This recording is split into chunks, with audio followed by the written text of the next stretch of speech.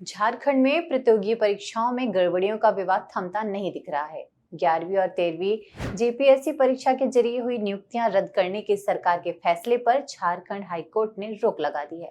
इस फैसले के बाद जिन अभ्यर्थियों की नौकरी पर संकट मंडरा रहा था, उन्हें फिलहाल बड़ी राहत मिल गई है।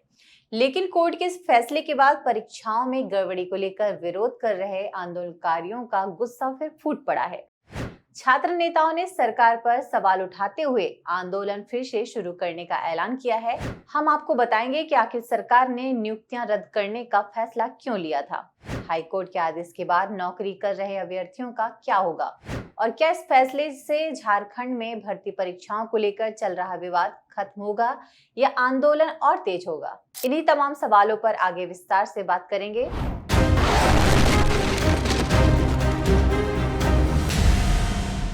नमस्कार, मैं हूं सोनाली तोमर और आप देख रहे हैं बोले भारत। झारखंड हाईकोर्ट ने सरकार द्वारा 2023 की जेपीएससी सिविल सर्विसेज और फूड सेफ्टी ऑफिसर भर्ती के साथ सीजीएल परीक्षाओं को रद्द किए जाने के फैसले पर रोक लगा दी है। कोर्ट ने आदेश दिया है कि जिन अभ्यर्थियों की नियुक्ति समाप्त कर दी गई थी, उन्हें दोबारा बहाल किया जाए। वहीं कहा कि मामले की सीआईडी जांच जारी रहेगी। इसके बाद जेपीएससी जेएसएससी रिफॉर्म्स मंच ने सरकार पर धोखा देने का आरोप लगाया और आज सीएम हेमंत सोरेन के पुतले फूंकने की बात भी कही है। छात्रों की इस घोषणा पर सत्ताधारी जेएमएम प्रवक्ता मनोज पांडे ने कहा, वे ऐसा करने के लिए स्वतंत्र हैं। यह लोकतंत्र है, वे विरोध और आंदोलन करने के लिए स्वतंत्र हैं, लेकिन उन्हें विवेक से काम लेना चाहिए। सरकार ने वही किया जो उसे करना चाहिए था। अदालत किसी भी आदेश पर किसी भी तरह की टिप्पणी करना उचित नहीं है। वो स्वतंत्र है, लोकतंत्र है, विरोध करना है, आंदोलन करना है, वो स्वतंत्र है, कर सकते हैं, परंतु उन्हें अपने विवेक से काम लेना चाहिए।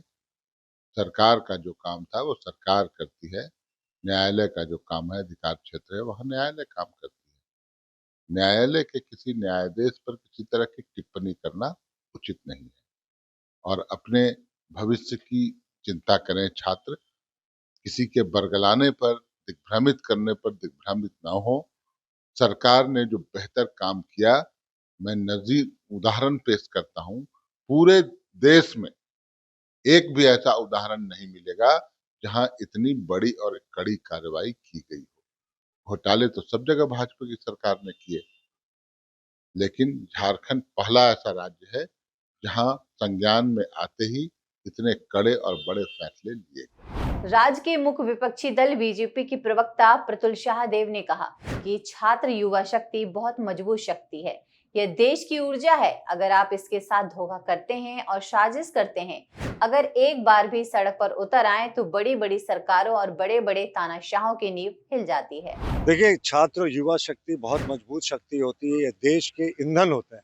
इनके साथ अगर आप छल प्रपंच करेंगे ना, तो ये जितने इनोसेंट हैं, अगर ये एक बार सड़कों पे उतर जाएंगे तो बड़ी बड़ी सरकार, बड़े बड़े तानाशाह जो हैं, उनकी जो है जड़ें हिल जाती हैं। और यही इस सरकार ने किया। इन आंदोलित छात्रों के साथ इनके भोलेपन का फायदा उठाया, एक आदेश निकाल कर सारी परीक्षाओं को कैंसिल कर दिया।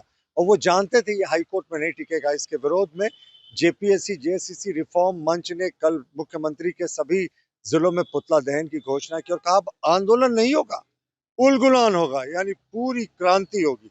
तो झारखंड में जो फिर से अनिश्चितता का दौर चलने वाला है, इसके लिए मुख्यमंत्री हेमंत सोरेन पूरे तरीके से जिम्मेवार है, जिनकी सरकार और कैबिनेट ने छात्रों के साथ ठगने का काम किया। मंत्री अशोक चौधरी ने कहा, यह कानूनी मामला है। कानूनी मामले पर हम क्या टिप्पणी कर सकते हैं, इसमें मेरिट है या नहीं, हाईकोर्ट खुद कानूनी पहलुओं को देखेगा और उसी के आधार पर फैसला करेगा।